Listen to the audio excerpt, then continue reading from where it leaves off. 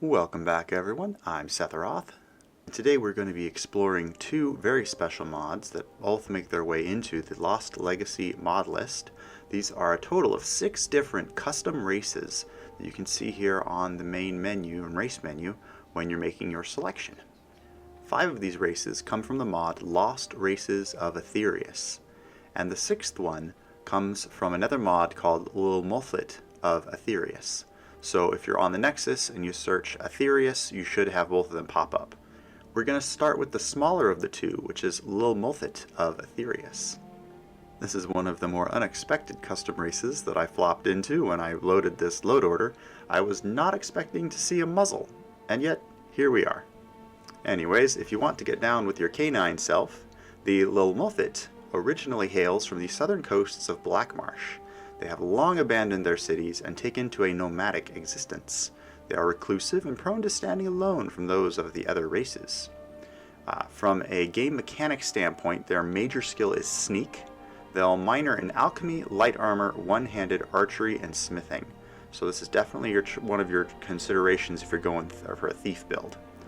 They have an ability called Nomad, where you jump 10% higher and spend 50% less stamina when sprinting. You also spend 25% less stamina when power attacking with a weapon. We have another ability called Recluse's Strength. When not accompanied by a humanoid companion, you move 10% faster and have 50 more carry weight. Last on their list is an ability called Night Eye, which improves the caster's vision for 60 seconds in darkness. I find it particularly interesting that it comes with an ability that benefits you when you don't have a humanoid companion, because it kind of reminds me a little bit of Fallout 4 when you grab the dog, grab the Lone Wanderer perks, and boom, you've got armor and damage and extra carry weight, and you still have your canine companion.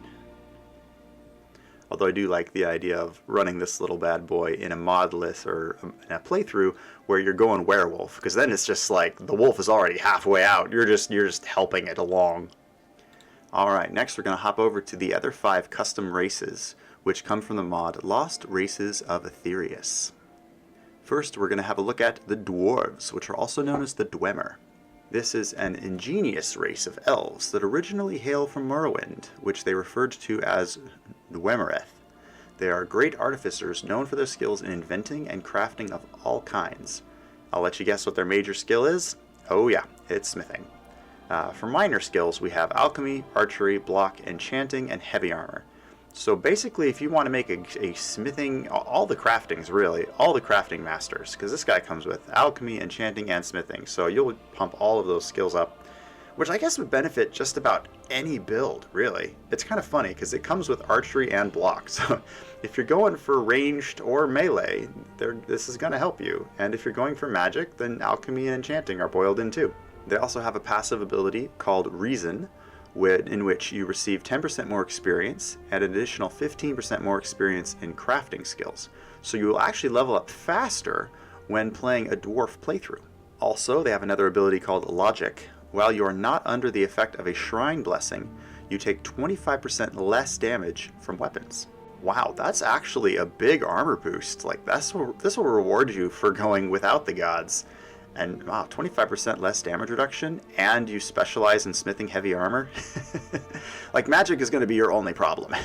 All of the regular attacks will not be an issue. Next, we're going to look at the Heartland Elf, also known as the Eyelid. You might remember these from the Oblivion days. A lot of their relics and ruins were scattered about.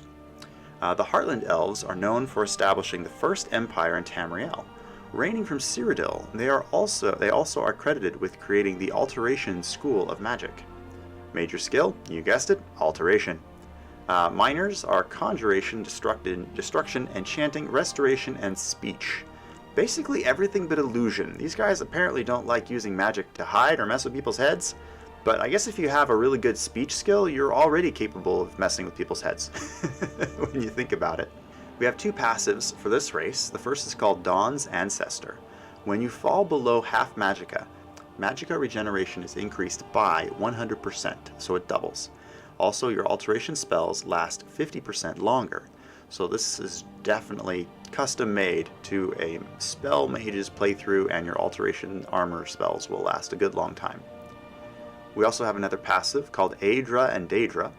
While you are under the effect of a flesh spell, your conjuration spells last 50% longer.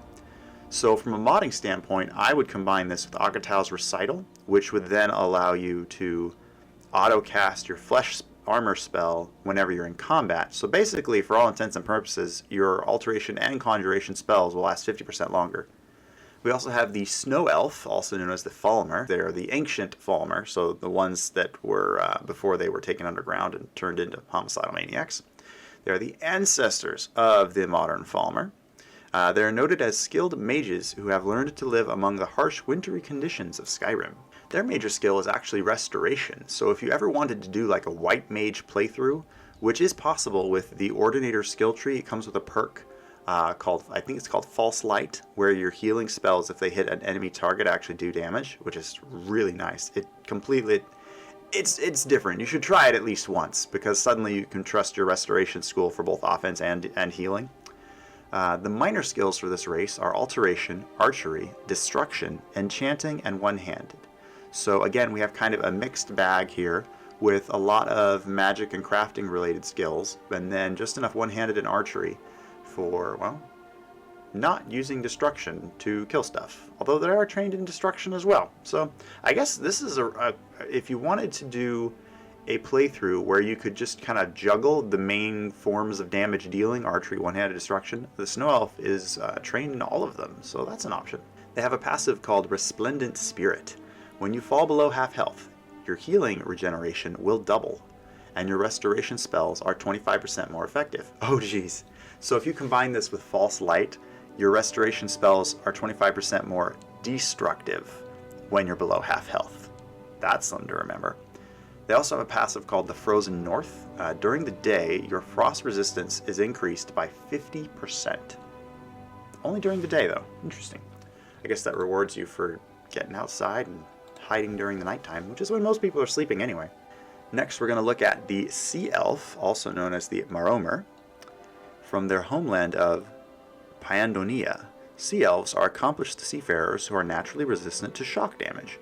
They have been known to summon miniature tempests to aid them in battle. Oh, this is going to be fun. Their major skill is pickpocketing. Okay, I guess seafarers are automatic thieves. Cool. Minor skills are Alteration, Conjuration, Destruction, One-Handed, and Sneak.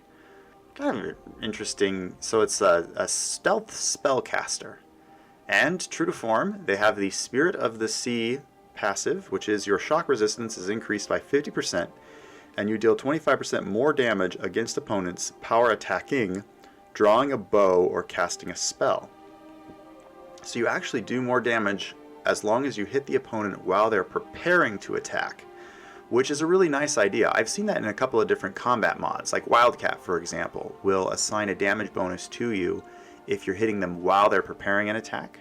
So this would, in essence, I think double that damage bonus that you get when you hit them right before they attack, which adds an interesting level of tactics to your combat in Skyrim.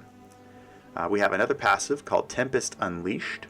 During rainfall, or while you are swimming, opponents in melee range take 10 damage per second. You can also breathe underwater. That would make you for a good seafarer, for sure.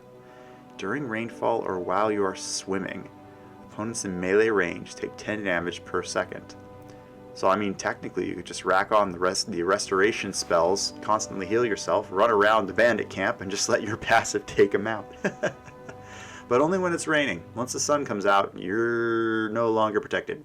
Last but not least, we have the Tsaesci, also known as the AKAVIRI. I believe this is a race from the... You go to their ruins in the main Skyrim questline as you're trying to figure out how to deal with Alduin. Originating from the continent of AKAVIR, east of Tamriel, Tsaesci are renowned as swordsmen and dragon slayers. Their talent with the sword is matched only by their skill with illusion magic. Okay, I would not have guessed that. Dragon slayers that are good at illusions. Alright, that is their major skill, by the way, illusion. Their minors are archery, destruction, one-handed, sneak, and two-handed. So, again, if you want to do a stealth mage and you also use your bow, these guys got you covered.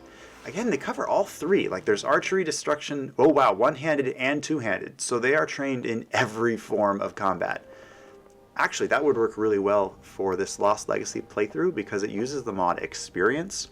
So when you level up skills, it doesn't level up your character.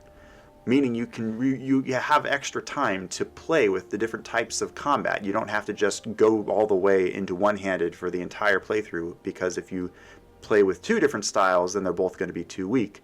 It includes a level cap. Like at level 10, your skill can't go over 40 or something. So this is actually a good build for the mod list that has been created. They also have a passive called Snake Palace. When you fall below half stamina, stamina regeneration is increased by 100% or doubles. You also deal double critical damage. Oh, okay, double crits. Yeah, can't argue with that. Dragon Guard Legacy is our other passive.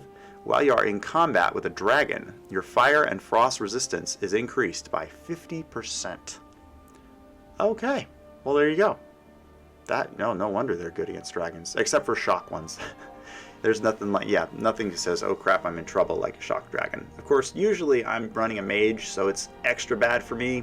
That might explain it. Alright, those are the 6 custom races that come in this Lost Legacy mod list. I've been having a lot of fun as I know I'm going to butcher this, Lilmothiit, the canine variety. I think that's a really fun race to play with because how often do you really get to have a tail and a muzzle all in one Skyrim playthrough? Unless you become a werewolf, which is tempting when you're already half dog.